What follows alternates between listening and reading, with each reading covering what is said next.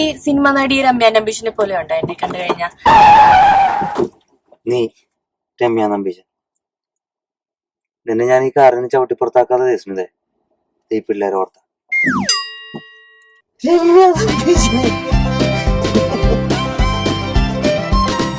നീ അത് പറഞ്ഞപ്പോഴാണ് നീ എന്റെ മോഹത്തെ ശ്രദ്ധിച്ച എന്റെ മോഹന്തയുടെ ചില ഭാഗത്തൊക്കെ നിവിൻ പോളിയുടെ ഒരു ടച്ചപ്പ് ഇല്ലേ?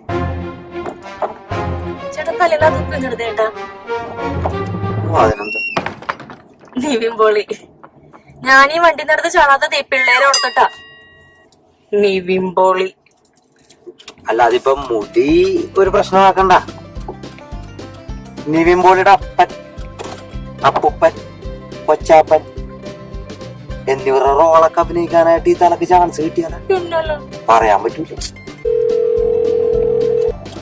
ഹലോ, ആ സിബി. ആ എന്റെ ഇടി രാവിലെ തുടങ്ങിയത് ഒരു ഓഫ് കിട്ടിയിട്ട് ചേട്ടൻ എല്ലാ ഡിസ്കൗണ്ട് ഷോപ്പുകളും കൊണ്ടേ നടക്കുക. രാവിലെ തൊട്ട് തുടങ്ങിയതാന്നേ. സെലക്ഷൻ ആയോ? അത് പിന്നെ ഞാനെല്ലായിടത്തും സെലക്ട് ചെയ്യണത്. ചേട്ടന് സെലക്ഷൻ ഒന്നും ഇല്ലെന്നേ. പുള്ളിക്കാരൻ പുറകാതില് സെലക്ഷൻ. ആ ശരി ശരി ശരി. ആ ഓക്കെ എങ്കിൽ പിന്നെ കേൾക്കാം. Okay bye bye. Selection selection ചെയ്യാൻ പറ്റിയ ആള്.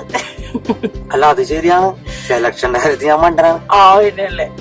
അതെന്റെ കല്യാണം കഴിഞ്ഞപ്പോഴാണ് എനിക്ക് ശരിക്കും മനസ്സിലായത്. വിളിക്കണല്ലേ?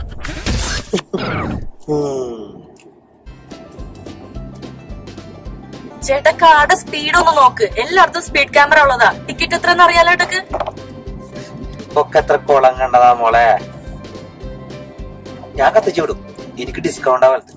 காசு பணம் கொட்டு மணி மணி காசு பணம் கொட்டு மணி மணி காசு பணம் கொட்டு மணி மணி காசு பணம் கொட்டு மணி மணி.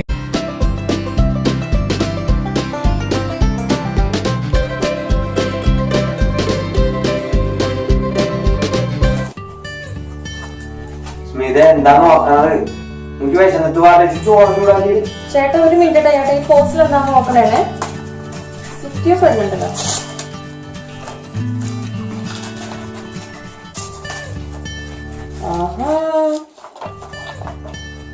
ചേട്ടാ ഇന്ന് എത്ര ഡോളർ സേവ് ചെയ്ത്? 28 ഡോളർ സേവ് ചെയ്തിട്ടാ. കൊള്ളാം. എങ്കിൽ ഇല്ല $250 സ്പീഡ് ടിക്കറ്റിന്റെ ഫൈൻ.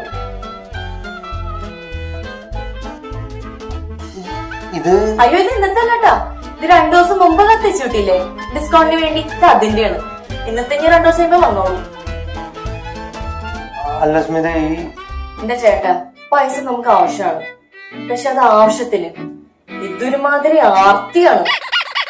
ചേട്ടക്ക് ചോറ് ഇപ്പൊ വേണോ അതോ പിന്നെ മതിയാ? പിന്നെ മതി.